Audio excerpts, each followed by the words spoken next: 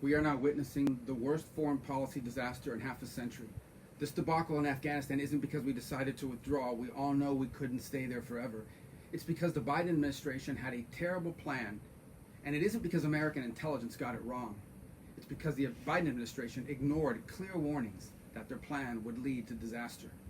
Look, Biden's withdrawal plan was built on the assumption that Afghan security forces could hold off the Taliban for at least another year.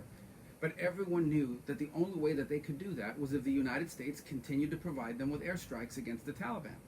The Biden plan called for scaling back and then ending air support. So in essence, the Biden plan was built on a status quo that their own plan intended to change.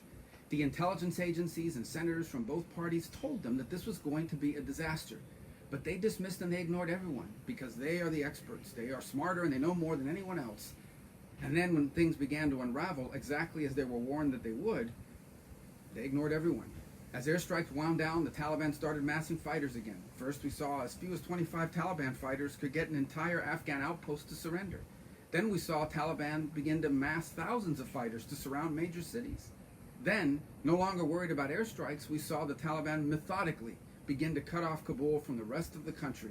And then isolated, running out of fuel, and with no way to mount a real defense, Afghan security forces abandoned posts, Afghan leaders fled the country, the Taliban marched right into Kabul without any resistance, and we are now witnessing horrific scenes of tragedy and chaos.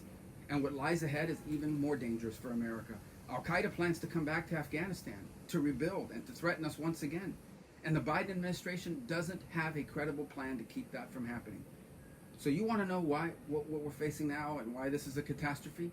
It's all because incompetent and arrogant people in the Biden administration came up with a stupid plan. They wouldn't listen to everyone who warned them about how stupid it was, and then when it began to fall apart, they refused and they failed to adjust.